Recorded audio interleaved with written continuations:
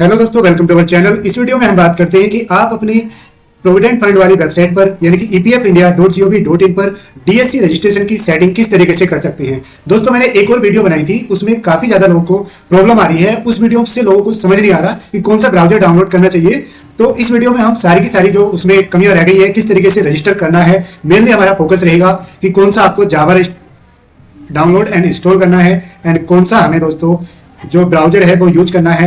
Otherwise जब भी आप डीएससी लगाने जाते हैं तो ये आता है कि your current browser and Java is not supportive और your current browser is not supportive to Java. इस तरीके से एरर आ जाता है, तो बहुत ज्यादा लोगों को ये प्रॉब्लम आती है। तो दोस्तों, मैं कुछ बातें यहाँ पर बोलने जा रहा हूँ जो आपको ध्यान से सुननी है और वो अप्लाई करनी है जब भी आप डीएससी की सेटिंग अपने सिस्टम में कर रहे हैं।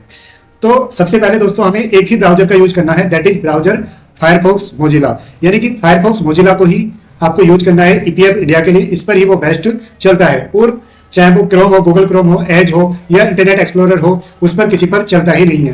इंटरनेट एक्सप्लोरर तो अब बंद हो जाएगा, जून 22 के बाद डिसकंटिन्यू कर दिया जाएगा पूरी तरह से।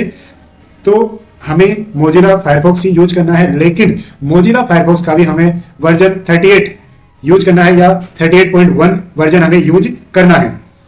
तो 38 वर्जन हमें कैसे यूज डाउनलोड करना है और उसमें कुछ दोस्तों सेटिंग होती है, वो किस तरीके से करनी है तो आइए देखते हैं। तो हमें अपने गूगल क्रोम पर सबसे पहले आ जाना है। गूगल क्रोम पर इस तरीके से आपको डाल देना है फायरफॉक्स मोजिला 38 या फिर 38.0.1। इस तरीके से कर देंगे तो आपको एक तो मोजिला वाली वेबसाइट दिख रही है, इस पर आप क्लिक ना करें, ये प्राइवेट आपको वेबसाइट दिख जाएगी, filehost.com या और भी कई सारी वेबसाइट है, इस पर आप आ जाइएगा और यहाँ से ये दोस्तों स्टार्ट डाउनलोड, ये हमें अपने सिस्टम में डाउनलोड करके इंस्टॉल कर लेना है। जब आपका फायरफॉक्स, अगर आपके सिस्टम में पहले से मोजिला फायरफॉक्स है तो दोस्तों जो लेटेस्ट वर्जन है उसको आप अनइंस्टॉल कर दीजिए पहले, क्योंकि ये 38 वाला जब ही काम कर पाएगा जब आपने पहला कोई लेटेस्ट वर्जन अपने सिस्टम में नहीं रखा हुआ है। अगर वो आपके सिस्टम में है तो आप उसको पहले अनइंस्टॉल कर दीजिए, तभी आप 38 वाला मोजिला वर्जन इंस्टॉल कीजिएगा, अदरवाइज एरर आ जाएगी, वो इंस्टॉल होगा ही नहीं। ठीक है, जब हम अपना मोजिला फायरफॉक्स ओपन करेंगे तो कुछ इस तरीके का हमारे पास फ्रेश वो दिखेगा। ठीक है, हमें यहाँ पर आ जाना है, एकदम टॉप राइट कॉर्नर में आ जाना है, 3 लाइन पर क्लिक करना है। ठीक है भाई, उसके बाद दोस्तों यहाँ पर हमें कई सारे ऑप्शन दिख रहे हैं। तो सबसे पहले हमें क्या करना है, ऑप्शन पर जाना है। ऑप्शन पर आप चले गए हैं, उसके बाद कुछ इस तरीके से हमारा दिखता है। उसके बाद हमें दोस्तों जो लेफ्ट साइड में है ये आपको रो दिख रही है, general, search, content, application, privacy, security, sync and advance. तो हमें एडवांस पर क्लिक कर देना है। ठीक है, उसके बाद दोस्तों यहाँ पर एडवांस के नीचे जो एक रो बनी हुई है, general, data choices, network, update, certificate, तो हमें अपडेट पर क्लिक करना है। और अपडेट पर उसके बाद यहाँ पर आता है never check for update, not recommended security risk. तो नॉर्मली यहाँ पे चेक फॉर अपडेट होता है, मैंने अपने में चेंज करके सेटिंग, तो आपको नेवर चेक फॉर अपडेट पर क्लिक कर देना है और उसके बाद ये विंडो कट कर देनी है। यानी कि अब आपका जो ब्राउजर है मोजिला फायरफॉक्स 38 है, अब वो अपडेट को चेक ही नहीं करेगा।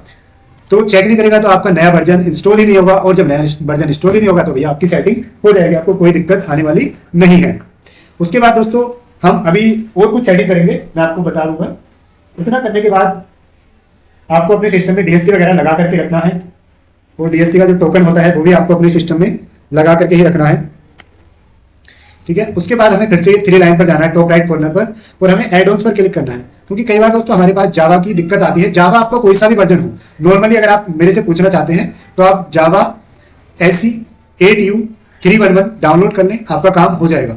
ठीक है, और दोस्तों जावा एड ऑन्स में आप करके आपको जावा TM प्लेटफॉर्म SE 8U 311 की जो ये वाली जो रो है, इसमें आपको ऑलवेज एक्टिवेट कर लेना है। आज तो एक्टिवेट आता है, इसमें ऑलवेज एक्टिवेट कर लेना है। ठीक है, जैसे मैंने कर रखा है।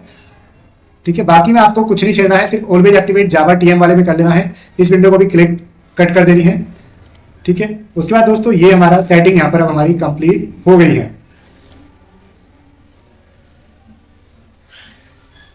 सेटिंग अब हमारी कंप्लीट हो चुकी है। अब आप लॉगिन करके ट्राई कर सकते हैं कि किस तरीके से आपका डीएससी अटैच होगा या फिर नहीं।